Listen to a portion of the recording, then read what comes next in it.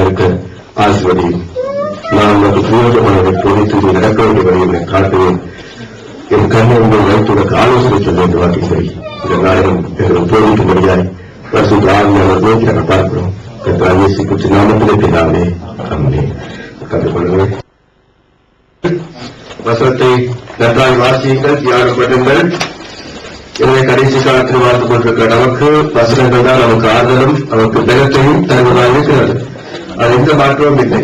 அதாவது ஒரு குழந்தை இந்த பூமியிலே பிறந்து அவன் புதைகுழிக்கு போகும் வரைக்கும் எப்படி அந்த வாழ்க்கையிலே ஒவ்வொரு கட்டங்களை நாங்கள் பார்க்கிறோம். அதே போல இந்த ஒரு தேவ பிள்ளைக்கு விசுவாசிக்கு தான் ஞானஸ்தானம் பெற்றதிலிருந்து ஆண்டவரத்திலே அவன் போய் சேரும் வரைக்கும் அல்லது ஆண்டவர் அவனை கூட்டிக் கொண்டு போகும் வரைக்கும் அவனுக்கு இன்றி அமைவாக கர்த்தருடைய வசனம் தான், வார்த்தை தான். காரணம், நாங்கள் வசனத்தினால்தான் மீண்டும் பிறந்தோம். வசனம் தான் நம்மை மீண்டும் பிறக்க செய்தது. இந்த வசனம் தான் நம்முடைய காதலுக்கு தீபமாக இருக்கிறது என்று சொல்லி, நம்முடைய வசனமே காதலுக்கு பாதை தீபம் என்று, இந்த வசனம் தான் நமக்கு வெளிச்சமாகவும் பாதையாகவும் தீபமாக இருந்து நம்ம அந்த பாதையை நடக்கிறோம். அது மட்டுமல்ல, வசனம்தான் வசனமாகிய ஞானப்பாய்மையில் வாஞ்சியாய் இருங்கள் என்றபடி மீண்டும் பிறந்த குழந்தை எப்படி பால் குடித்து சாப்பிட்டு வளர்ந்து இருக்கிறதோ அதே போல மீண்டும் பிறந்த குழந்தைக்கு இந்த வசனமாகிய ஞானப்பால் தான் அவனுக்கு சாப்பாடு.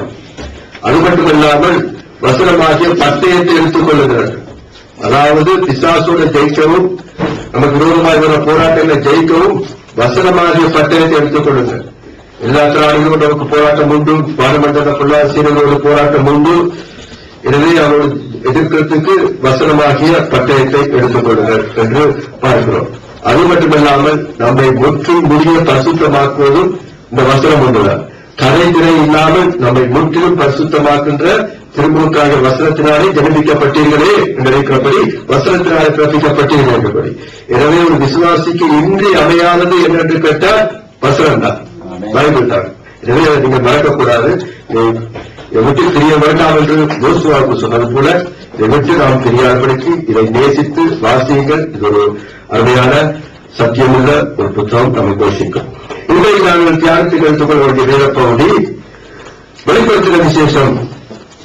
அது ஒரு தொடர் படிப்பாக நாம் இந்த நாட்களிலே வைத்துக் கொண்டு வருகிறோம். வெளிப்படுத்துகிற விசேஷம் ஒரு தொடர் படிப்பு. கடைசி காலத்திலே இந்த பூமியிலே நடைபெறக்கூடிய காரியங்களை குறித்து நாங்கள் படிக்கிறோம். அதில் 13ஆம் அதிகாரத்தை நாம் வாசிப்போமாக. வெளிப்படுத்துகிற விசேஷம் எடுத்துக்கொள்வோம். 13ஆம் அதிகாரம். இந்த 13ஆம் அதிகாரத்திலே 18 வசனங்கள் அங்கு காணப்படுகிறது. இதை முழுவதையும் வாசித்து அவங்களுக்கு நேரமாகுமோ என்று பார்த்து சரி ஒரு வசனத்திலிருந்து 2ஆம் வசனம் 3 மட்டும் வாசிப்போமாக. 3ஆம் வசனம் மட்டும். பின்பு நான் கடற்கரை மணலில் நின்றேன். அப்பொழுது சமுத்திரத்திலிருந்து ஒரு மிருகம் எழும்பி வர கண்டேன். அதற்கு 7 தலைகளும் 10 கொம்புகளும் இருந்தன. அதன் கொம்புகளின் மேல் 10 முடிகளும் அதன் தலைகளின் மேல் தூஷணமான நாமமும் இருந்தன. நான் கண்ட மிருகம் சிறுத்தையைப் போல் இருந்தது.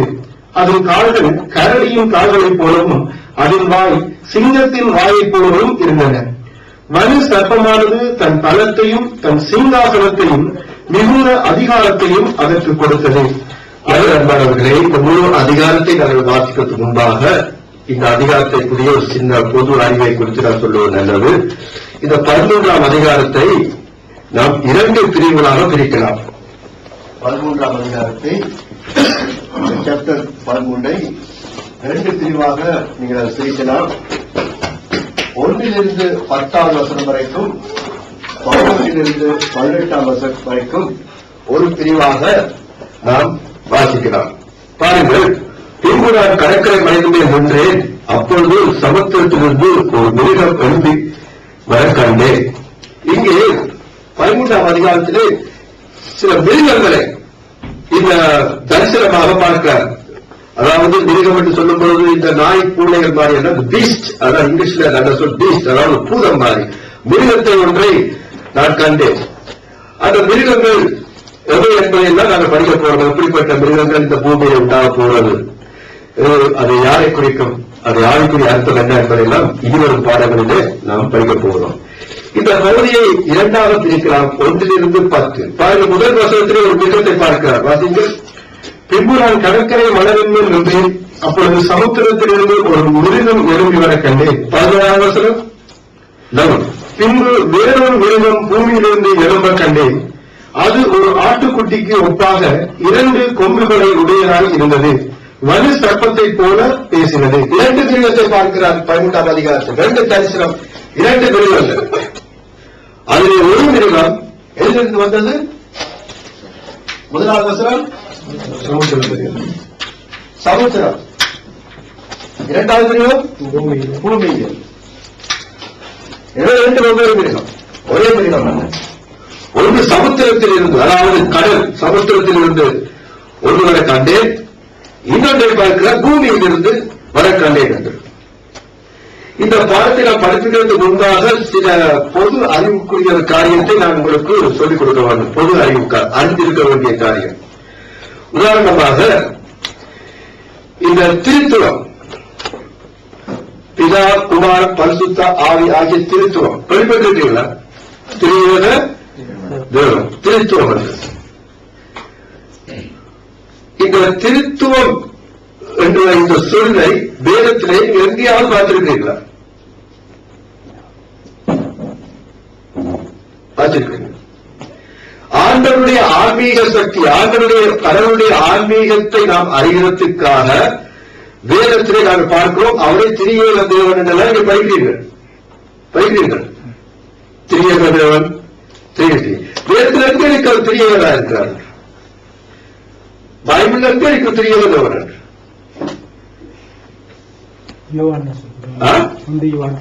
ஒன்றையோட இருக்கா? திரியேக தேவன் ஒன்றே சாட்சி. திரியேக தேவன் என்று தேவன் திரியேகராக இருக்கிறார் என்று தேவன் ஒருவரே சொல்லப்படுகிற மோசை சொல்லுகிறார், இஸ்ரவேலை கேள், நம் தேவனாகிய கர்த்தர் ஒருவரே. அதுதான் சத்தியம். ஒரு கடவுள் தான். அப்ப திரியேக தேவன் என்ற எண்ணத்துக்காக பாடுகிறார்கள். யார் கொண்டு வந்தது? எல்லாத்தையும் எவர் கொண்டு வந்தார்? உதாரணங்களை பார்ப்போம். சமாரியன் கருவை படிச்சிருக்கீங்களா? ஆண்டவர் சொன்ன உண்மை கதை சமாரியன். அவருக்கு என்ன வச்சிருக்கிறோம்? நல்ல சமாரியன் இருக்காதுங்க. இல்லாத நீங்க சொல்லுங்க நல்ல சமாரியன்.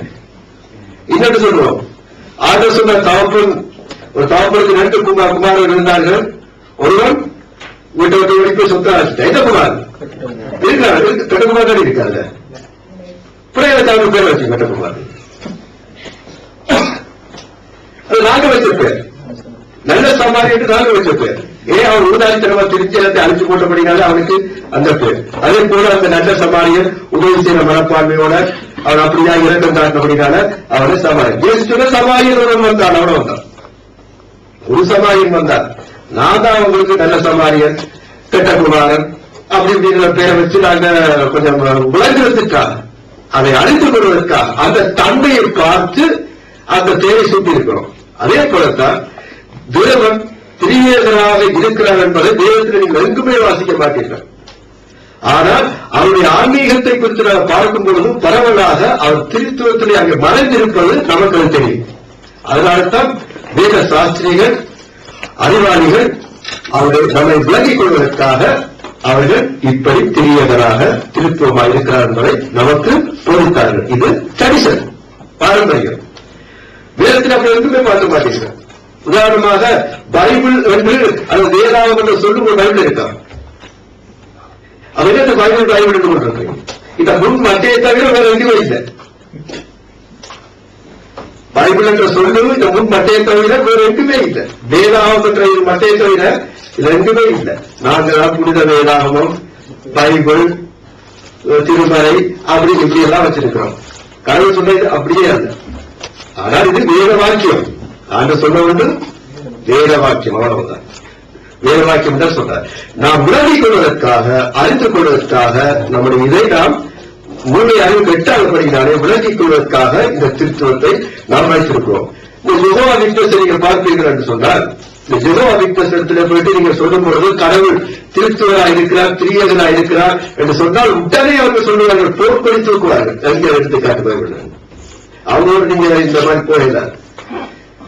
யெகோவா விட்னஸ் மற்ற இன்னொரு குரூப் இருக்கிறார்கள், ஜீசஸ் ஒன்லி.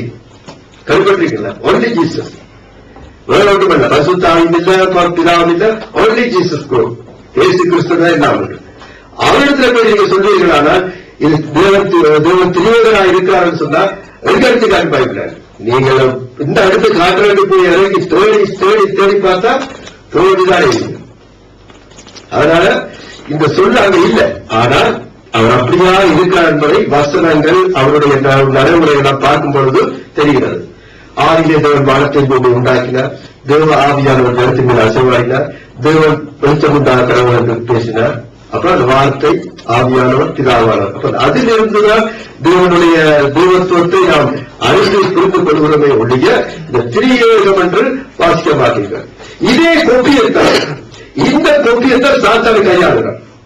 இந்த கொப்பி தேவன் திருத்துவமா இருக்கிறபடினாலே அவனும் கூட இந்த திருத்துவத்தை அவன் கையாளுகிறதை இனிவர போற அதிகாரங்களிலே படிப்பீர்கள். 11, 12, 13 அதிகாரங்களிலே சாத்தானுடைய ட்ரினிட்டி எப்படி என்றால் பிதாவுக்கு சமனாக, அதாவது பிதாவுக்கு சமனாக தேவனுக்கு சமனாக யார் நிற்கிறார் என்றால் சாத்தான்.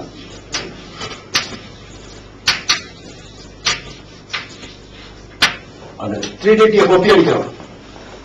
குமாரனுக்கு பதிலாக, அதாவது இயேசு கிறிஸ்துவுக்கு எதிர்த்து,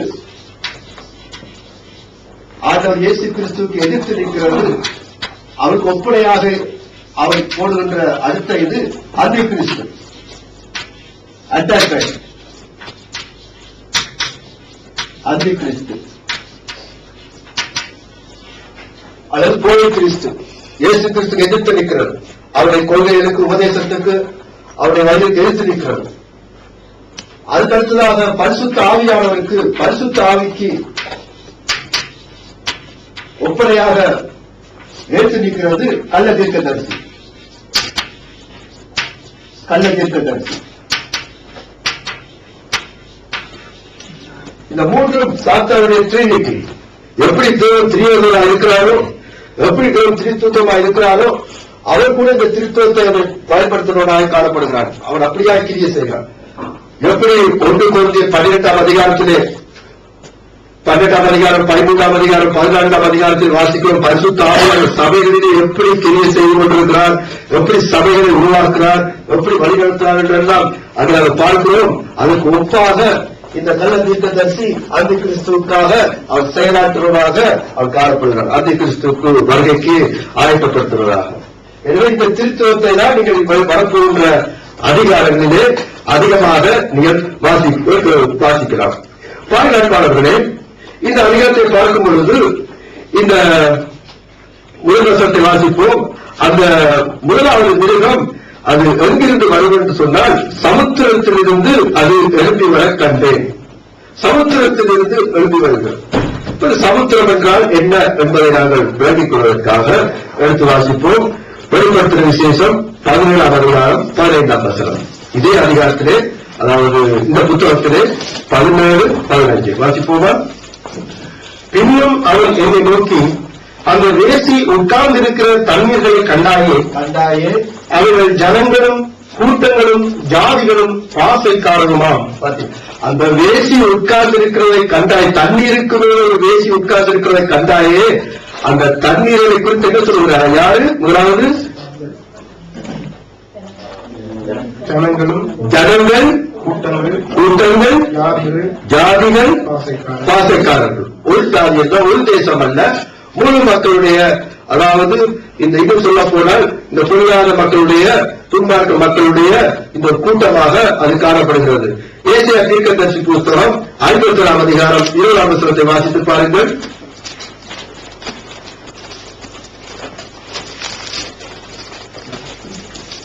ஏசாயா 52, 20. துன்மார்க்கரும் கொண்ட கொந்தளிக்கும் கடலை போல் இருக்கிறார்கள். பாருங்கள், துன்மார்க்கரோ கொந்தளிக்கும் கடலை போல் இருக்கிறார்கள். துன்மார்க்கர் கொந்தளிக்கும் கடலை போல் இருக்கிறார்கள். அது அமர்ந்திருக்க கூடாமல் அதன் ஜனங்கள் சேற்றையும் அழுக்கையும் கரையில் ஒதுக்குகிறது. பாருங்கள், துன்மார்க்கர் கொந்தளிக்கும் கடலை போல் இருக்கிறார்கள் என்று சொல்லப்படுகிறது. அப்ப இந்த கடலில் இருந்து, சமுத்திரத்தில் இருந்து ஒரு மிருகம் எழும்பி வந்தது என்று கண்டால் அந்த மிருகம் எங்கிருந்து எழும்பி வருகிறது? நினைக்கக்கூடாது. அதாவது இந்த கடலிலிருந்து ஒரு மிருகம் ஒன்று வெளியே வந்தது. அது அர்த்தம் என்னவென்றால், பொல்லாத மக்கள், சீர்கெட்ட மக்கள், துன்மார்க்கமான மக்கள் கூட்டத்திலிருந்து, இந்த மாதிரி குரூப்பாய் போராடுகிற இந்த மக்களுடைய இந்த கூட்டத்திலிருந்து ஒரு ராஜ்யம், ஒரு அதிகாரம் உள்ளவன் புறப்பட்டு வருவான். அதுதான் அது மிருகம் என்று சொல்லப்பட்டிருக்கிறது. இந்த மிருகம் என்று சொல்லப்பட்ட இந்த சொல்லை நீங்கள் கவனிக்க வேண்டும். என்னவென்றால், நான் ஏற்கனவே உங்களுக்கு சொல்லியிருந்தேன், இந்த சாத்தானும் என்ன செய்கிறான் என்றால், அந்த திருத்துவத்தை அவன் கொப்பி அடிக்கிறான். எப்படி? பிதாவுக்கு சமராக சாத்தானும், இயேசு கிறிஸ்துவுக்கு சமராக அந்தி கிறிஸ்துவும், பரிசுத்தாவிக்கு ஒப்போஸ் பண்ணிக்கொண்டு கள்ள தீர்க்கதரிசியும் இருக்கிற இந்த ட்ரினிட்டியை நீங்க பார்ப்பீங்க. சாத்தானுக்கு இந்த கொப்பி அடிக்கிற தேவனுடைய வரங்களை கொப்பி அடிப்பாங்க வித்தியாசமா. இதை பாருங்க, சோதனம், கைரேக, இதெல்லாம் ஒரு வகை கொப்பி. பரிசுத்தாவியருடைய வரங்களுக்கு ஒரு கொப்பி. இப்படிப்பட்ட இதுகள் இந்த மூன்றை நாங்கள் பார்க்கும் பொழுது இயேசு கிறிஸ்துவுக்கு எதிராக அந்தி கிறிஸ்து இருக்கிறத நாங்கள் பார்க்கிறோம். இந்த வேதத்துல அதிகமாக அந்தி கிறிஸ்துவ பற்றி சொல்லப்பட்ட ஒரு புத்தகம் வந்து வெளிப்படுத்த விசேஷம். அந்தி கிறிஸ்துவ பற்றி, அதாவது அந்தி கிறிஸ்து என்றால் போய் கிறிஸ்து, எதிர் கிறிஸ்து, இவரை குறித்து அதிகமாக சொல்லப்பட்ட புத்தகம் என்ன புத்தகம் என்றால் வெளிப்படுத்துகிற விசேஷம். ஆனால் அந்தி கிறிஸ்து என்ற சொல்லையை வாசிக்க மாட்டேன். ஆச்சரியமா இருக்கு. அவரை பற்றி எனக்கு இருக்கு, ஆனால் அவரை பற்றி அந்தி கிறிஸ்து என்ற சொல்லை இங்க வாசிக்க மாட்டேன். ஆனால் அவரை குறித்து நிறைய இருக்கு. அப்படிப்பட்டவன் மற்ற புத்தகங்களிலே சொல்லப்பட்டிருக்கிறது. கல்வ கிறிஸ்துக்கள், அந்தி கிறிஸ்தின் ஆவி, இதெல்லாம் நிறுவனத்தில் ஆங்காங்க ஒன்று ரெண்டு வசனத்தை வாசிக்கலாம். ஆனால் இந்த அந்தி கிறிஸ்துவ சொல்லி இந்த வெளிப்படுத்திய விஷயத்தில் எழுதவே இல்லை. ஆனால் அவனை குறித்து மறைமுகமாக என்ன சொல்லப்படுகிறது? மிருகம். என்னது? மிருகம். வார்த்தையே இல்லை. அப்படிப்பட்ட மிருகம் என்று அவனை சொல்லப்பட்டிருக்கு. அப்ப இந்த பைபிளை நீங்க வாசிக்கும் பொழுது, வெளிப்படுத்துற விசேஷத்தை நீங்க வாசிக்கும் பொழுதெல்லாம் மிருகம் மிருகம் மிருகம் என்று வருவதெல்லாம் நீங்கள் என்ன நினைக்கக்கூடாது? மிருகம் என்று வந்தாலே அந்தி கிறிஸ்து என்று நினைக்கவும் கூடாது. இந்த ரெண்டு மூன்று மிருகங்கள் வருவது. ஒரு மிருகம் வகைக்கு வருவது சமுத்திரத்திலிருந்து, மற்ற மிருகம் வகைக்கு வருவது. அவன் மிருகம் என்று சொன்னது அந்தி கிறிஸ்து சொன்னா, நீங்க வாசிக்கிற இடத்துல மிருகம் மிருகம் என்று சொன்னா எல்லாம் குழப்பிடுவீங்க. இருவர் அந்தி கிறிஸ்து, அது என்ன இது என்று குழப்பிடுவீங்க. எனவே இந்த மிருகத்தை நீங்க அடையாளம் பெற்றுக் கொள்ள வேண்டுமானால் பைபிள் வாசிக்கிற முறை முன்னுக்கும் பின்னுக்கும் வாசிக்க வேண்டும். எந்த சூழ்நிலையில் எழுதப்பட்டது, யாரை குறித்து அந்த வசனம் டைரக்டாக சொல்லுவது என்பதை அறிந்தால்தான் அந்த பகுதி நமக்கு விளங்கும். அதை விட்டு மிருகம் பார சொல்லலாமே அந்தி கிறிஸ்து என்றால் குழம்பி போயிருவீங்க. அதனால குழம்பிக் கொள்ளுங்க, சொல்லித்தாங்க படிப்படியா. சரி, அன்பாளர்களே, இப்படி இந்த மிருகம் என்ற சொல்லு ஏன் என்று சொன்னால், இந்த மிருகம் என்ற சொல்லு பல பேருக்கு இந்த பேர் வைக்கப்பட்டிருக்கிறது. உதாரணமாக சொல்லுகிறார்கள், எதிர்காலத்திலே வரப்போகின்ற ரோமன் கத்தோலிக், அந்த மன்னிக்கும் ரோமன் கத்தோலிக் மன்னிக்கும், அதாவது ரோம ராஜ்யத்தை பின்வாங்கி போன ரோம ராஜ்யம், ரோம பேரரசு மீண்டும் தொடங்கும். இப்ப இருக்கிற கவர்மெண்ட் சொல்லவில்லை, ரோமன் வகையில ரோம பேரரசு தொடங்கும். அதே மிருகம் என்று சொல்லப்பட்டிருக்கிறது. அந்தி கிறிஸ்துவ மிருகம் என்று சொல்லப்பட்டிருக்கிறது. எனவே இது எல்லாவற்றையும் திட்ட தெளிவாக வேதத்திலிருந்து முன்னுரிமையாக அறிந்து கொள்ள வேண்டும். சரி, அது விளக்கத்துக்காக ஒரு உதாரணத்துக்கு நான் ஒரு வசனத்தை நான் வாசிக்கிறேன். பாருங்கள், அந்த வசனத்தை நாம் வாசிக்கணும் என்று சொன்னால் 8ஆம் வசனம், 11ஆம் அதிகாரம் 8ஆம் வசனத்தை வாசிக்கிறேன்.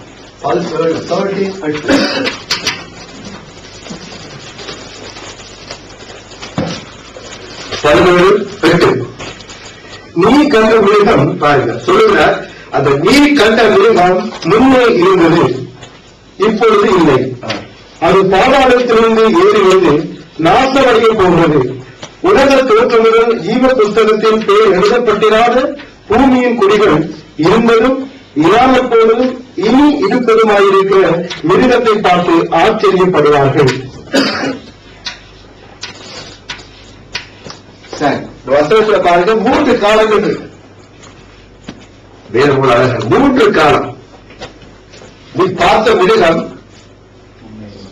சொல்லுங்க, நீ பார்த்த மிருகம், நீங்க பார்த்த மிருகம் வந்து முன்னே இருந்தது, இப்ப இல்ல, இனி வரப்போகுது, பாதாளத்திலிருந்து ஏறி வரப்போகுது. 3 காலங்கள் இருந்தது, இல்ல, வரப்போகுது. 3 காலத்துல சொல்லப்படும். அப்ப அந்த மிருகம் யாரு?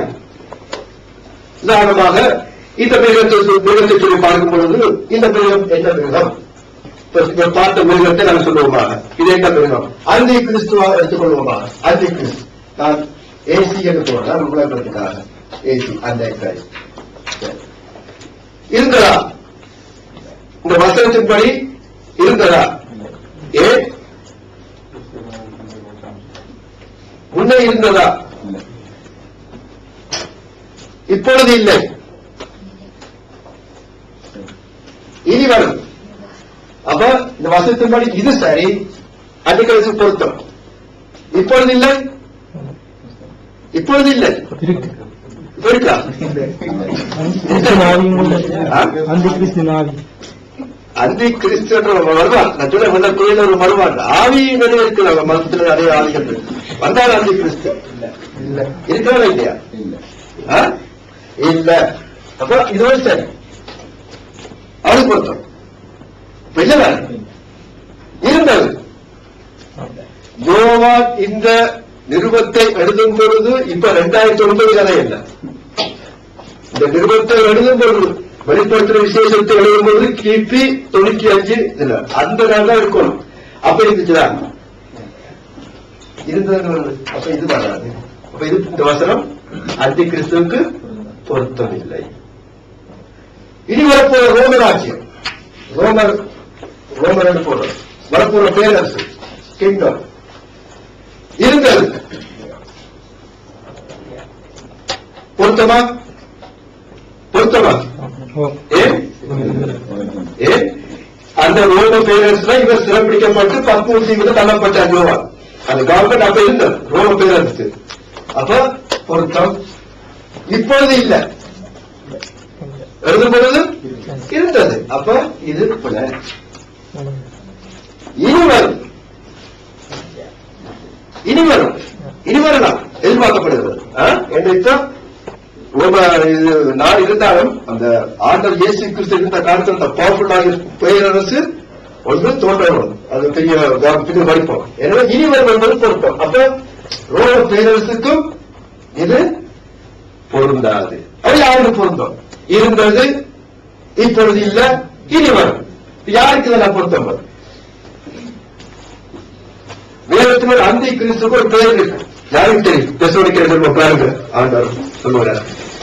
தெசலோனிக்கேயர் நிருபத்திலே 2ஆம் அதிகாரம்,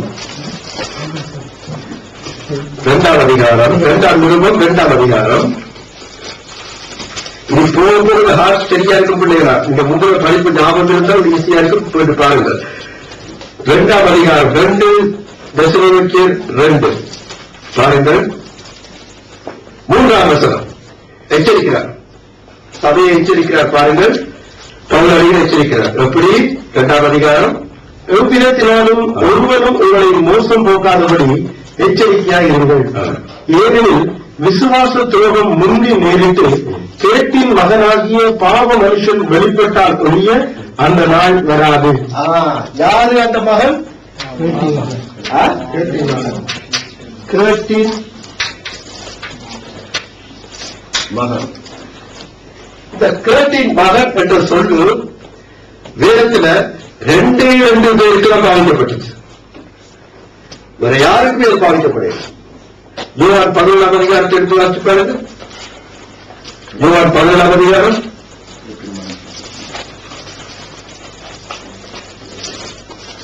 யோவான் 11ஆம் அதிகாரம்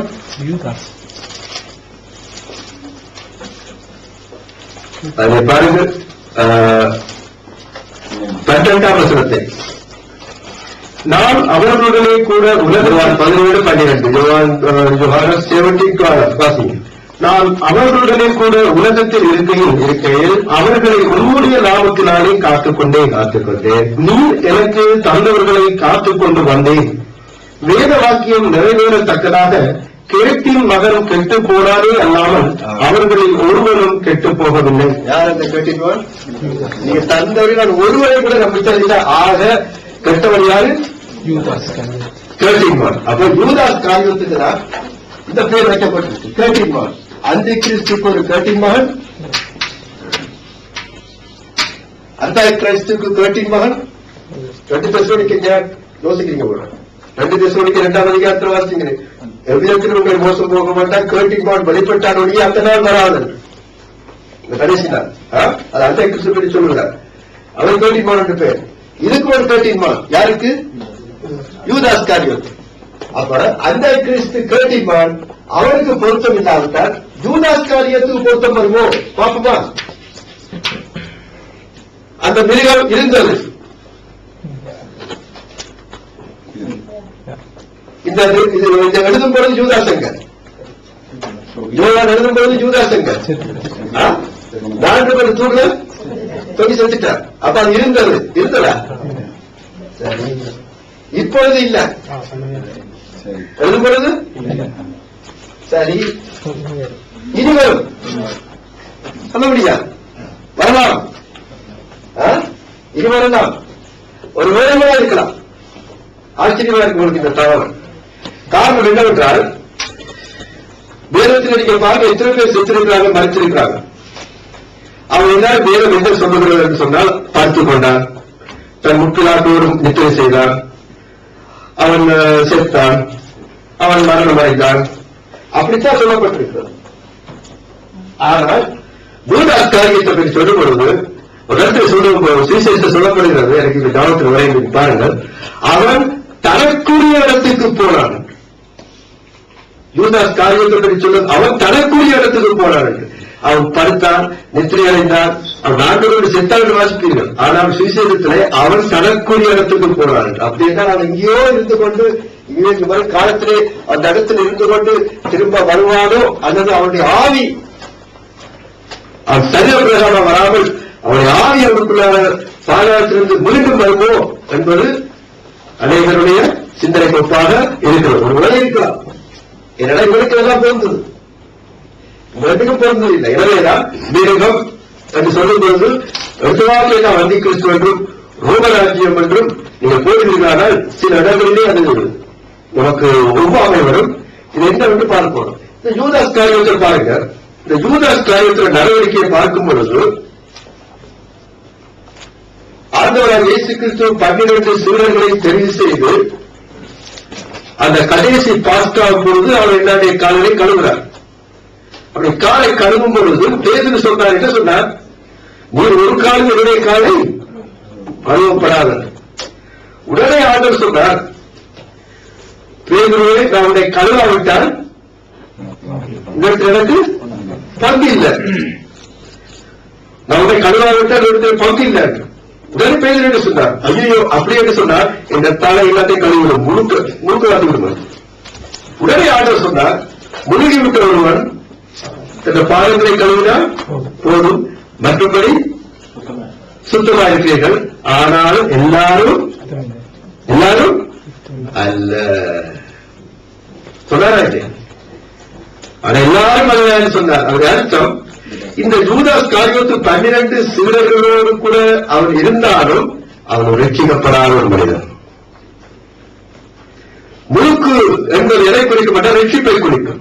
திரு வசனமாகிய திரு முழுக்கினாலே கருவிலை என்று ரட்சிக்கப்பட்டிருக்கிறபடி திருமுழுக்காகிய வசனம். எனவே ஆண்டவர் சொல்லுகிறார், ஆனாலும் ஒரு சுத்தம் இல்லை சொல்லிவிட்டார். அதாவது அவருக்கு பங்கு இல்லை. மறைமுகமாக எச்சரித்தால் ஒரு ரட்சிக்கப்படையில. ஆனால் ஆண்டவருடைய கூட்டத்தில் அவன் இருந்தான், ஆண்டவரோடு கூட இருந்தான், ஆண்டவரோடு கூட நடந்தான், எல்லாம் செய்தான். ஆனால் அவன் மீட்கப்படவில்லை. இன்னொரு ஒருவேளை நாங்கள் பார்க்கும்போது யூதாஸ் காரியத்துடைய நடவடிக்கையை பாருங்கள். ஆண்டவர் சொன்னார், உண்மையில் ஒருவரை காட்டிக் கொடுப்பார் என்று. எல்லாரும் ஒவ்வொரு பார்த்தீங்கன்னா ஆச்சரியமா இருக்கும். எல்லாரும் என்ன செய்வார்கள்? ஆண்டவரே அது நானோ, ஆண்டவரே அது நானோ, ஆண்டவரே அது நானோ என்று கேட்டார்கள். ஆனால் யூதாஸ் காரியத்து அவரை ஆண்டவரே என்று அழைக்கிறார். ஏனென்றால் மாம்சத்தில் வந்து ஆண்டவராகிய கர்த்தராகிய இயேசு கிறிஸ்துவை அறிக்கப்படுவதால் ரட்சிக்கப்பட்டார். அந்தி கிறிஸ்துவை ஆவி மாம்சத்தில் வந்து கிறிஸ்து இயேசு என்ன செய்யாது? அறிக்கப்படாது. எனவேதான் சாத்தான் அவனுக்குள்ளே புகுந்தார் என்று பார்த்துட்டீங்களா? சாத்தான் அவனுக்குள்ளே புகுந்தார் என்று. அப்பதான் ஆண்டு சொன்னார், இப்ப சேவை செய்ய போய் சேவை செய்ய சொன்னார். அவனுக்குள்ளே சாத்தான் புகுந்தார் என்று நாங்கள் பார்க்கிறோம். அது மட்டுமல்லாமல் இதுவரைக்கும் நாங்கள் பார்க்கும் பொழுது இந்த பேர்களை குறித்து நாங்கள் பார்க்கும் பொழுது, அதாவது பேர்களை பார்த்து ஆண்டவர் சொல்லுகிறார், யூதாஸ் காரியத்தை உங்களில் ஒருவன் பிசாசாக இருக்கிறார் சொன்னாரா இல்லையா? யூதாஸ் காரியம் சொன்னார். கடைசி நேரம் காப்பாற்ற இருந்தார். யூதாஸ் காரியத்தை காப்பாற்றுவதற்காக உங்களில் ஒருவர் பிசாசாக இருக்கிறார் என்று.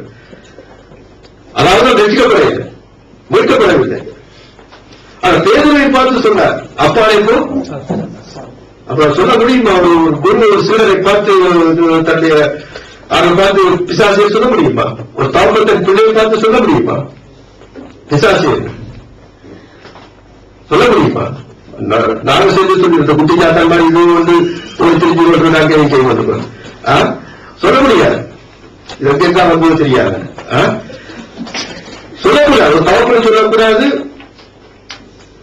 ஒரு கணவன் மனைவி மாறி மாறி சொல்லக்கூடாது, அல்லது ஒரு சபையில ஒரு விசுவாசியோ ஒரு ஊழியக்காரோ ஒரு விசுவாசியை பார்த்து சொல்லவும் கூடாது, அது ஒரு சக விசுவாசியை பார்த்து அதை சொல்லவும் கூடாது. அந்த வார்த்தை வாய்க்க கூடாது.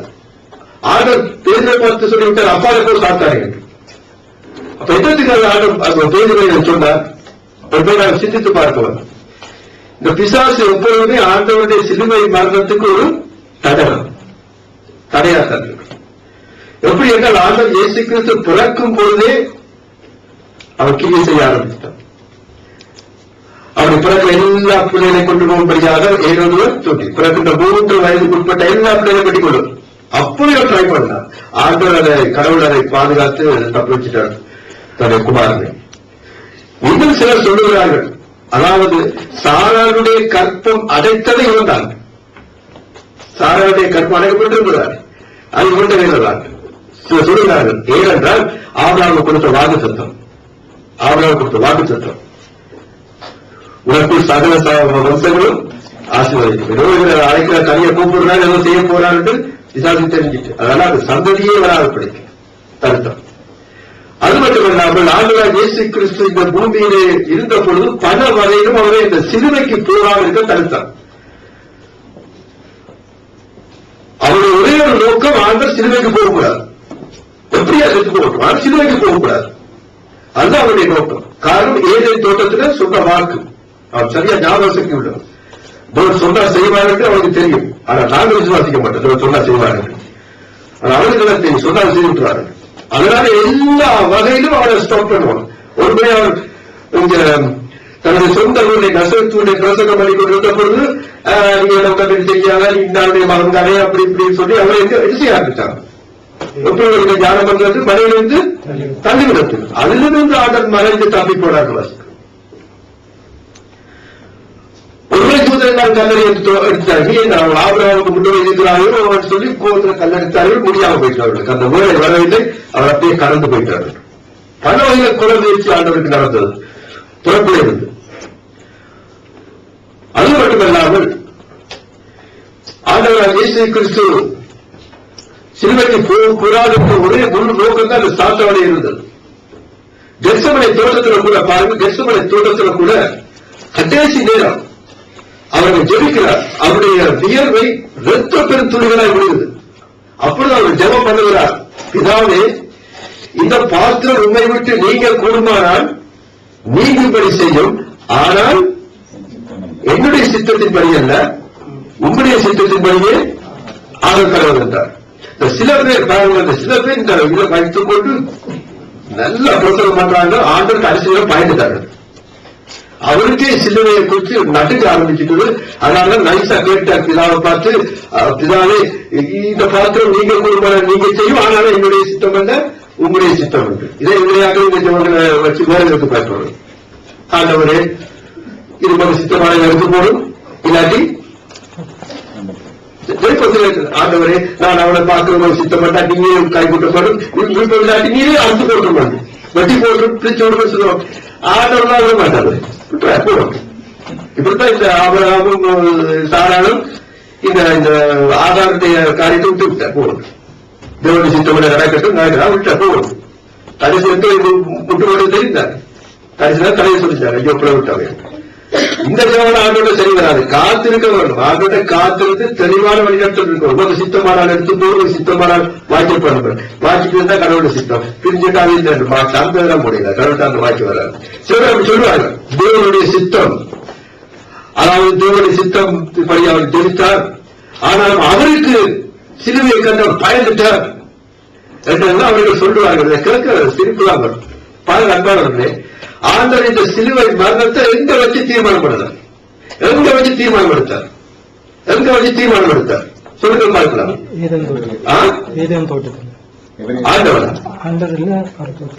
ஆண்டவர் இயேசு கிறிஸ்து சிலுவையில தான் மரணமடைய வேண்டும் எங்க முடிவெடுத்தார்?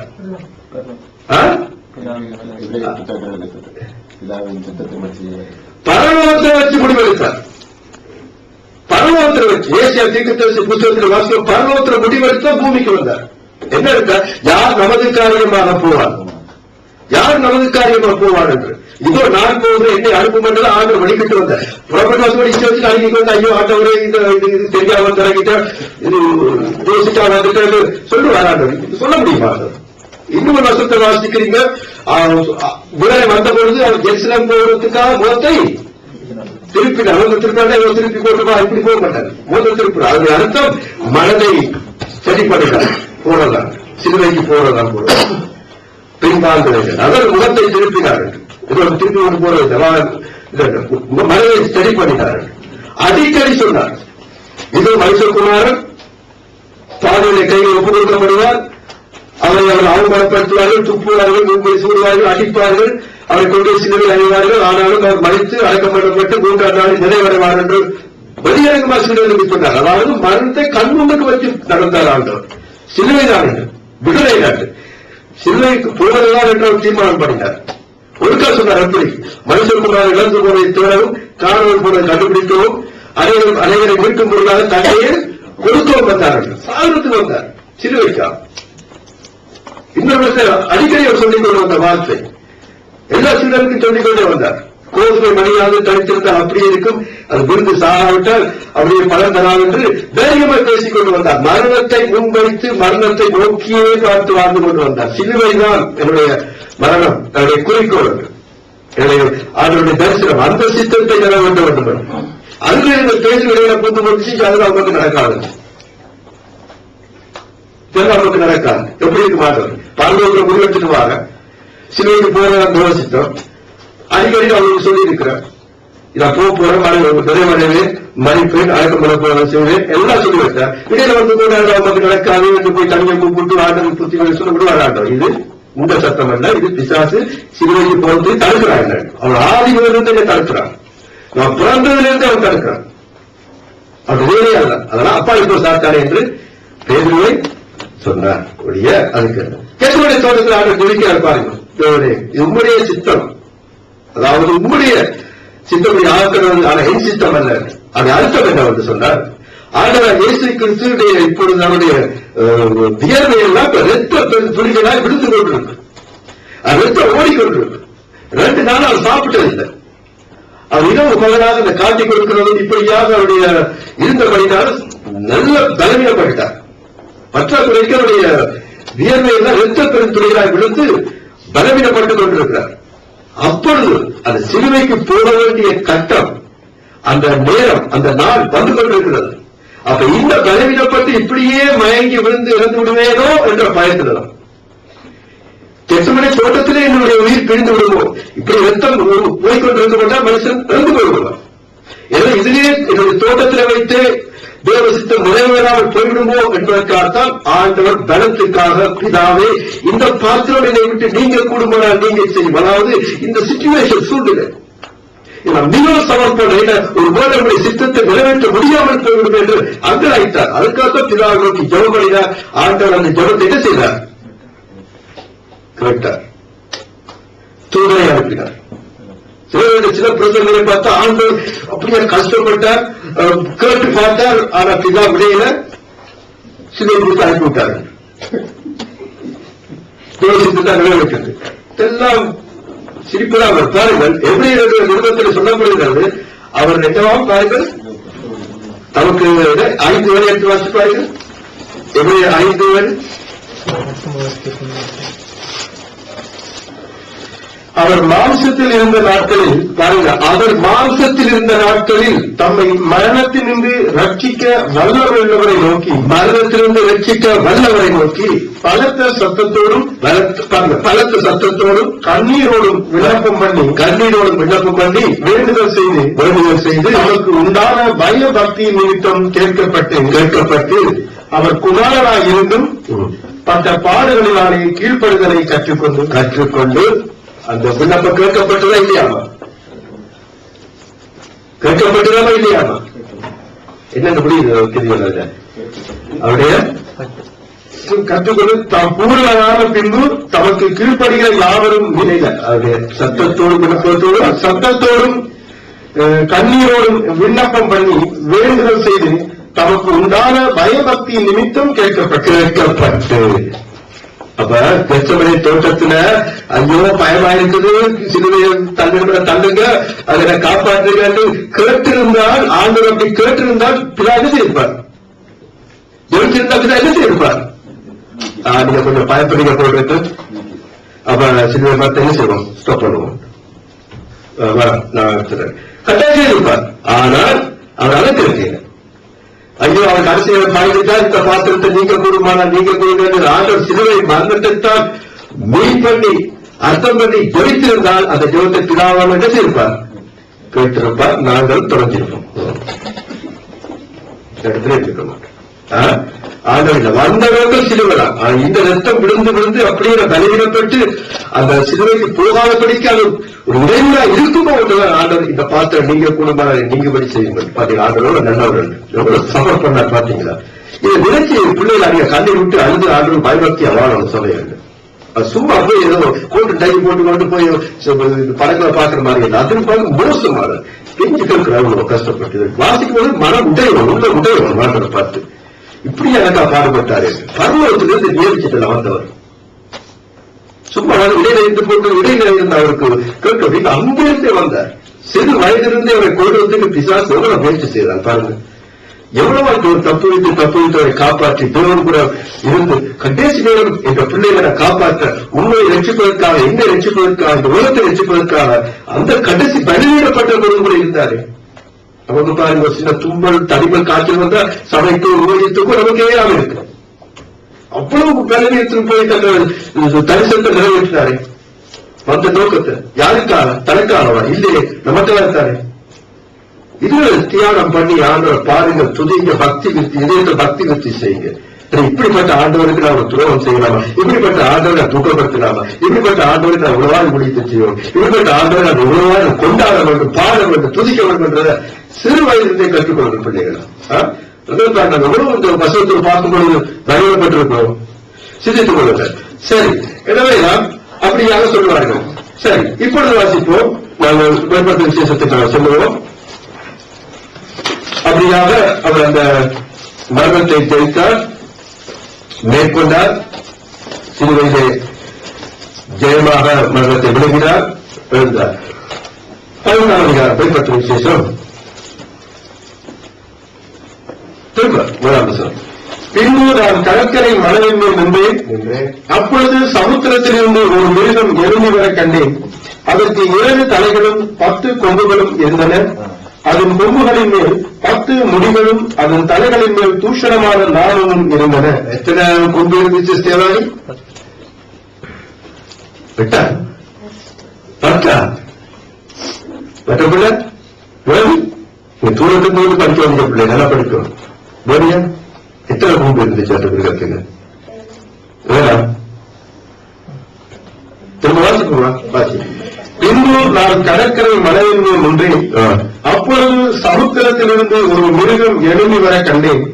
அதற்கு 7 தலைகளும் 10 கொம்புகளும் இருந்தன. எத்தனை தலை? கொம்புகளுக்கு இப்ப எத்தனை தலை? எத்தனை தலை? இப்ப 7 தலை 10 கொம்பு. அந்த 10 கொம்புகளுக்கு என்ன இருந்துச்சு? 10 முடி. முடி என்று சொல்ற இப்ப தலைமுடி இல்ல, கிரீடம். கிரீடம் அதாவது ராஜ்யம். 10 ராஜ்யம். நல்லா வாசித்துக் கொள்கிற முக்கியமான பகுதிகள் நாம் விளக்கப்படுத்த வேண்டும். பாருங்கள், 7 தலை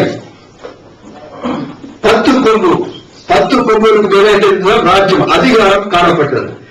இதை நாங்கள் விளங்க வேண்டும் என்று சொன்னால் நாங்கள் தானியேல் புத்தகத்திலும் கொஞ்சம் உங்களுக்கு அறிவு அவசியம். தானியேல் புத்தகத்தில் உதாரணமாக வேதத்திலே எபிரேயர் நிருபத்தை நாங்கள் விளங்கிக் கொள்ள வேண்டுமானால் சொல்லித்தார். எபிரேயர் நிருபம் உங்களுக்கு விளங்க வேண்டுமானால் வேதத்தில் இந்த புத்தகத்தை நீங்கள் அறிந்து கொள்ள வேண்டும். எந்த புத்தகம்? அது லேவியராகமம். லேவியராகமம் விளங்க வேண்டுமானால் எபிரேயர் நிருபத்தை நன்றாக படித்துக் கொள்ள வேண்டும். அதே போல வெளிப்படுத்தும் விசேஷம் நமக்கு விளக்கம் அதிகம் வேண்டுமானால் தானியேல் தீர்க்கதரிசி புத்தகத்தை விளங்கிக் கொள்ள வேண்டும். தானியேல் தீர்க்கதரிசி புத்தகத்தை விளங்க வேண்டுமானால் வெளிப்படுத்தும் விசேஷத்திலும் கூட அறிவு அவசியம். இந்த 2 புத்தகங்களும் ஒன்றை ஒன்று பின்னி பிணைஞ்சு போய் இருக்கிறது. அது ஒரு சுவாரஸ்யமான அந்த இடங்களிலும் வைக்கப்பட்டிருக்கிறது. தானியேல் புத்தகத்துக்கும் வெளிப்படுத்தும் விசேஷத்துக்கும் நிறைய ஒற்றுமையாக இருக்கிறது. நான் சுருக்கத்தை பண்ணிக்கிறேன். தெரியுமா என்ன ஒற்றுமை இருக்கு? நான் சொல்லுவாங்க சீக்கிரம் சொல்லுவேன். என்ன ஒற்றுமை? வெளிப்படுத்தும் விசேஷத்துக்கும் தானியேல் புத்தகத்துக்கும் என்ன ஒற்றுமை? சாயந்தரம் என்ன ஒற்றுமை? 2 புத்தகத்துக்கும் 2 புக்ஸ் இருக்கு. இப்படிதான் வேதத்தை போட்டு படிக்கணும். இப்படி போட்டு சரி தானியேல் ரெவலேஷன் என்ன ஒற்றுமை? தானியேல் யோவான். தானியேல் யோவான். தானியேல் தானியல் புத்தகத்தில் அவர்கள் தீக்க கனா காண்ற, இதுல யோவான் தீக்க தரிசனம் காண. தரிசனம் திருநாளிக தரிசனம்.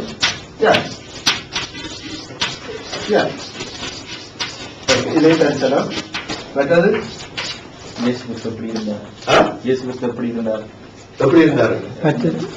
அவற்றை பிரசன்னத்துல தாங்க முடியாம விழுந்தார் 2 பேர். விழுந்தாரா? தானியலும் அவருக்கு விழுந்தாரா? சரி, அப்போ விழுந்தார்கள். விழுந்தார்கள்.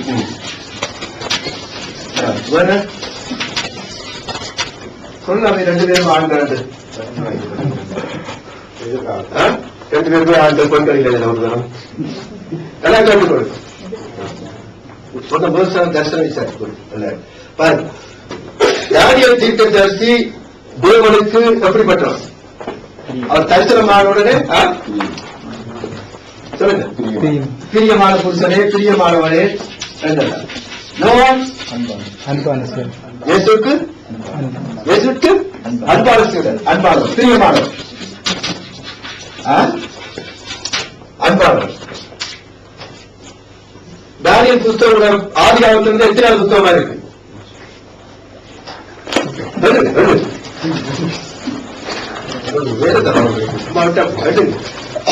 அத்தனைய பார்த்து ஆதியாகமத்தில் வந்து எத்தனையாவது புத்தகமாக தானியேல் புத்தகம் இருக்கு?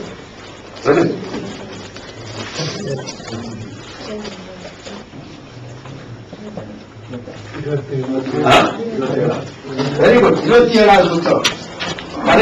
பழைய ஏற்பாட்டிலிருந்து 27வது புத்தகம் தானியேல். புதிய ஏற்பாட்டு 27வது புத்தகம்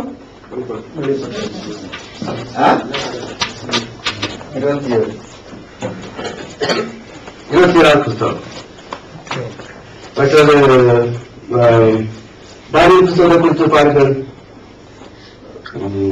தானியேல் புத்தகத்தை அதே தரிசனங்கள், அதாவது வெளிப்படுத்தும் விசேஷத்தில் அந்த 3 காலங்கள், இருவரப்போற காலத்தை குறித்து 3 காலத்தில் சொல்லப்பட்டது போல தானியேல் தீர்க்கதரிசி புத்தகத்திலும் அது நடக்கிற காலம், நடக்க போனதும் அப்படி நடப்பதை குறித்து இந்த பகுதி எல்லாத்தையும் நீங்கள் வாசிக்கக்கூடியதாக அது இருக்கும்.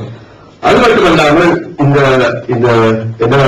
தானியேல் தீர்க்கதரிசி புத்தகத்தில் இன்னொரு என்ன சொன்னால், முதல் பகுதி வரலாறு தீர்க்க தரிசனம்.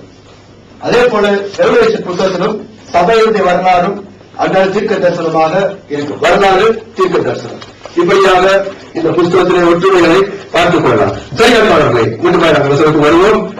இதை நாங்கள் படிக்கிறதுக்காக தானியேல் தீர்க்கதரிசி புஸ்தகம் 7ஆம் அதிகாரம் 2ஆம் வசனத்தை வாசிப்போம்.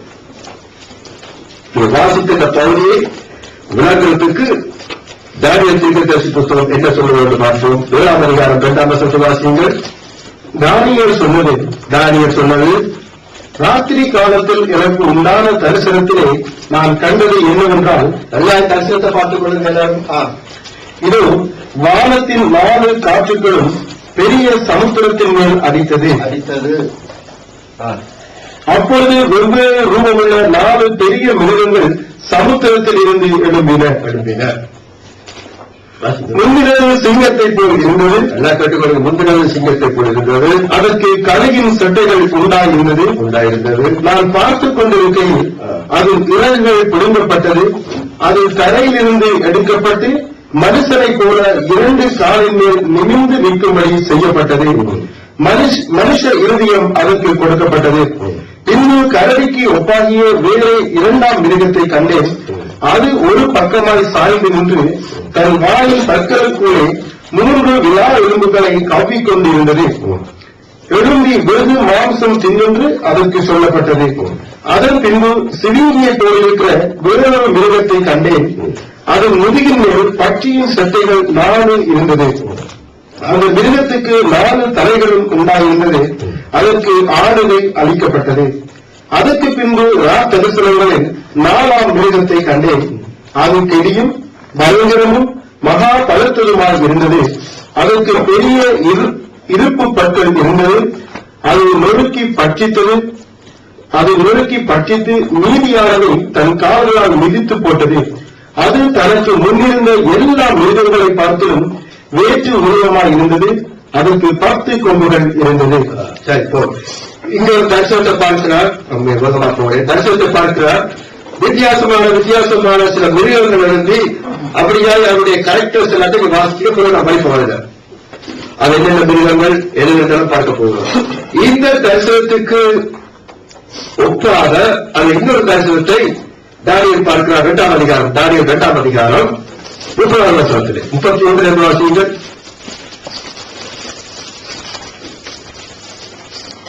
31ஆம் வசனம். ராஜாவே, நீ ஒரு பெரிய சிலையை கண்டீர். அந்த பெரிய சிலை மிகுந்த பிரகாசம் உள்ளதாய் இருந்தது. அது உனக்கு எதிரே நின்றது. அதன் ரூபம் பயங்கரமாய் இருந்தது. அந்த சிலையின் தலை பசும் பொன்னும், அதன் மார்பும் அதன் புயங்களும் வெள்ளியும், அதன் வயிறும் அதன் தொடையும் வெண்கலனும், அதன் கால்கள் இரும்பும், அதன் பாதங்கள் பாதி இரும்பும் பாதி களிமண்ணுமாய் இருந்தது. நீ பார்த்துக் கொண்டிருக்கும் போதே கைகளால் பெயர்க்கப்படாத ஒரு கல் பெயர்ந்து உருண்டு வந்தது. அது அந்த சிலையை இரும்பும் களிமண்ணுமாகிய அதன் பாதங்களில் மோதி அவைகளை நோக்கி போட்டது. ஆமாம், பாருங்க, இந்த 2 தரிசனமே ஒருத்தக்கா சொல்லுது, வெவ்வேறு தரிசனம் அல்ல. இப்ப நீங்க வாசித்த அந்த பசும் பொங்கலான தலையுள்ள இந்த சிலை நேச்சார் மன்னர் கனவு கண்டார். உங்களுக்கு நல்லா தெரியும். அவர் ஒரு நாள் இரவு கனவு கண்டு பார்த்த பொழுது அவருக்கு அடிக்கடி அந்த கனவு வந்தது. என்னவா பாருங்க, தரிசனம் ஒரு சிலை ஒன்று நிற்கிறது. அது பசும்பு, மற்றது அதனுடைய தோள்கள் வெள்ளி, அதுக்கு பின்பாக வெண்கலம் வயிறு, மற்றது தொடை, கால்கள் எல்லாம் இரும்பும், மற்றது பாதம் இரும்பும் களிமண்ணும். இப்படிப்பட்ட ஒரு தரிசனத்தை நேச்சார் மன்னர் கண்டு திடுக்கிட்டு கூப்பிடுகிறான். உள்ள ஞானிகள் யாராவது இருந்தால் இதுக்கு விளக்கம் சொல்ல வேண்டும் என்று. அப்பொழுது அரண்மனையில் இருந்த எந்த ஒரு ஞானிகளும் அவருக்கு விளக்கம் சொல்ல முடியாமல் போய்விட்டது. அப்பொழுது பரலோகத்தினுடைய தேவன் இந்த மறைபொருளை வெளிப்படுத்துகிற கர்த்தர் தானியேலுக்கு அதை வெளிப்படுத்துகிறார். என்ன வெளிப்படுத்துகிறார் என்று சொன்னால் அதனுடைய அர்த்தம் என்னவென்றால், அவர் சொல்லுகிறார், நேச்சார் மன்னரே, நீங்கள் கண்ட அந்த சிலையினுடைய தலை பசும்பொன். அதாவது அந்த பசும்பொன் எதை குறிக்கும் என்றால் அது உங்களுடைய ராஜ்யம், பாபிலோன் ராஜ்யம். அதாவது உங்களுடைய ராஜ்யம் ஒரு மகிமையான ஒரு ராஜ்யம். அந்த மகிமையான ராஜ்யத்தை அதான் உங்களுடைய ராஜ்யம் என்று காண்பிக்கிறார். அது மட்டுமல்லாமல் உனக்கு பின்பாக 2 ராஜ்யங்கள் கிளம்பும் திரியும். அந்த ராஜ்யம் உண்மையில் பார்க்க தரக்குறைவாய் காணப்படும். உங்களுடைய ராஜ்யத்திற்கு பார்க்க மகிமையாக இருக்காது. காரணம் அது வெள்ளி, ஆனால் அது மார்பு விரிஞ்சிருக்கிறபடினாலே அது பெரிய பரப்பை இந்த பூமியிலே அது பிடிக்கும், பெரிய பகுதிகளே அந்த ராஜ்யம் பிடிக்கும், மார்பு விரிந்திருக்கிறது. எனவே அந்த வெள்ளியாலான மேதிய பாரசீக ராஜ்யம் அது எழும்பும். பின்பாக நல்ல வல்லரசு, 2 வல்லரசுகள் எழும்பும், அவை மிகப்பெரிய பகுதிகளை பிடிக்கும் என்று. 3வது எழும்புகிறது பார்க்கிறோம். நீ கண்ட அந்த வயிறு வெண்கலம், உமக்கு பின்பாக இன்னொரு வல்லரசு எழும்பும், அந்த ராஜ்யம் இந்த பூமியை நிரப்பும், அது பெரிய ராஜ்யத்தை கொண்டு வரும் என்று சொன்னார். அந்த ராஜ்யம் தான் இந்த அலெக்சாண்டர் கிரேக் ராஜ்யம். அதுக்கு பின்பாக நீ கண்ட அந்த தரிசனத்துடைய காரியங்கள் என்னவென்றால், அதாவது கால்களை கண்டேன். அந்த கால்கள் இரும்பினால் ஆனவைகள். அதாவது இந்த ராஜ்யங்கள் 2 பெரிய ராஜ்யங்களாக பிரியும். அதாவது ரோம ராஜ்யம், கிழக்கு ரோமம் என்றும் வடக்கு ரோமம் என்றும் ரோம ராஜ்யம் என்றும் 2 ராஜ்யங்களாக பிரியும். ஒரு உடம்பிலே நீளமாக இருக்கிறது கால்கள் தான் நீளமாக இருக்கிறது. எனவே இந்த 2 ராஜ்யமும் அதிக காலம் இந்த பூமியிலே இந்த அரசாட்சி செய்யும் ராஜ்யத்தை பிடிக்கும் என்ற அந்த விளக்கம் எல்லாத்தையும் சொல்லப்பட்டு கொண்டு வந்தது. இறுதியிலே இன்னும் பலவீனப்பட்டு போன ராஜ்யங்கள் தான் அந்த பாதமும் களிமண்ணமாக காணப்படுகிறது. பலவீனப்பட்டு போன ராஜ்யம். அதுக்கு பின்பாக கடவுளுடைய ராஜ்யமாகிய அந்த கல்லு, ஒருவராலும் பேர்க்கப்படாத கையினாலே பேர்க்கப்படாத ஒரு பாறை, ஒரு கல்லு உருண்டு வந்து அந்த சிலையை அடித்து நொறுக்கி அந்த பர்வதமாக அது பெறுகிறது. எனவே கர்த்தருடைய ராஜ்யம் பூமி என்றும் கொண்டு வரப்படுகிறது என்ற வருகையோடு கூட அந்த தரிசனத்தை அந்த ராஜாவுக்கு தானியேல் சொல்லிக் கொடுக்கிறார். இதே இந்த தரிசனத்தை தான் 7ஆம் அதிகாரத்திலே தானியேல் பார்க்கிறார். இந்த 4 காற்று அடிக்க, அப்படியே ஒரு ராஜ்யம் காற்றடிக்க அந்த கடல் கொந்தளிப்பிலிருந்து ஒரு மிருகம் எழுதி வருகிறது. 2வது மிருகம் வருவது கரடி, 3வது சிரிங்கி, 4வது அப்படி சிறுத்தை என்று அப்படியாக வாசிக்கிறதெல்லாம் இதெல்லாம் ஒரே தரிசனம் தான், வித்தியாசம் இல்லை. ஆனால் பார்க்கிறவர்களுடைய வியூ வித்தியாசம், பார்க்கிறவருடைய பார்வையால் வித்தியாசம். பட் ஒரே பொருள், ஒரே அர்த்தம். நல்லா பார்த்துக் கொள்ளுங்க, ஒரே கருத்து தான். இதுவரைப்போல இந்த உலகத்தில் இருக்கிற ராஜ்யங்கள், உதாரணமாக பார்பர் போயிட்டது, பெர்சியா போயிட்டது, அலெக்சாண்டர் ராஜ்யம் போயிட்டது, ரோம ராஜ்யம் போயிட்டது, இதுவரை இருக்கிற பாதங்கள், கடைசி ராஜ்யங்கள், இதெல்லாம் ஒரே ராஜ்யங்கள் தான், ஒரே கடவுள்கள் தான். ஆனால் பார்க்கிறவர்கள் வித்தியாசம். அது அர்த்தம் என்ன? அந்த பசுபொன் தலை வெள்ளியை பார்த்தது யாரு? தேச்சாமன். இந்த மிருகங்களாக இந்த ராஜ்யங்களை பார்த்தது யாரு? தானியேல். அதாவது ஆவிக்குரிய மனுஷனுக்கு, ஆவிக்குரிய பிள்ளைக்கு இந்த உலக ராஜ்யங்கள் எல்லாம் ஒரு கேவலமான ராஜ்யமா தெரியும்.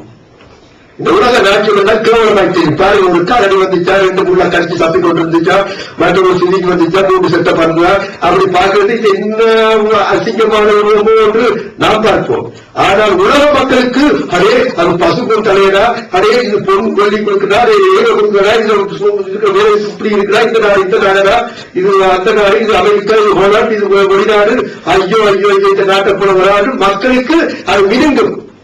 ஆனால் ஆவிக்குரிய மனுஷனுக்கு அது மிருகம், அருவருக்கும். கடவுள் பார்க்க விதமாக பார்க்கப்படவில்லை. கடவுள் பார்க்க விதமாக ராஜ்யங்களில் அரசுகளை பார்க்க வேண்டும். அந்த அரசாங்கம் நல்லம், இந்த அரசாங்கம் நல்லம், அது நல்லம், இது நல்லம் என்று கிறிஸ்தவ பிள்ளைகளுக்கு என்ன இருக்கக்கூடாது? தேவனம் பேசிக் கொண்டிருக்க கூடாது. இது அலுவலகம் உங்களுக்கு அரசியல் கடவுள் அல்ல. இதெல்லாம் கர்த்தருடைய பார்வைகள் மிருகங்கள். இந்த அரசு எல்லாத்தையும் மிருகங்கள், பீஸ்ட் என்று சொல்லுகிறார். அதே சமயம் நேபுகாத்நேச்சர் மன்னர் பசும்பொன் என்ன, வெள்ளி என்ன, இரும்பு என்ன, என்ன அவரங்க பார்க்கிறார். ஆனா 2மே வித்தியாசம். ஒரே கடவுள், ஒரே அர்த்தம், ஆனா பார்ப்பவர்களுக்கு வித்தியாசம். அதே போலத்தான் ஆவிக்குரியவர்களுக்கு நஷ்டமாய் தெரிகிறது, உலகத்துக்குரியவர்களுக்கு நயமாய் தெரியும், லாபமாய் தெரியும். உலகத்திற்கு லாபமாய் தெரிகிறது, ஆவிக்குரியவர்களுக்கு நஷ்டமாய் தெரியும். கடவுளுடைய கண்கள் நமக்கு அவசியம். ஆவிக்குரியவனுக்கு பார்க்க விதமாய் நாங்கள் பார்க்க வேண்டும். எது சொன்னார்? உடைய கண்கள் தெளிவாய் பார்க்கிறது என்று.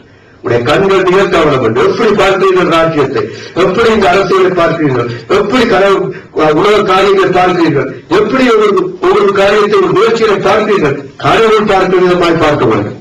தேவன் பார்க்க விதமாய் பார்த்தால் குப்பையும் கூடமாட்ட இந்த உலகத்துடைய அரசும், இந்த உலகத்தினுடைய நடவடிக்கைகளும், இந்த உலகம், இந்த நாடு கூட வெறுமையாட்டம் தெரியும்.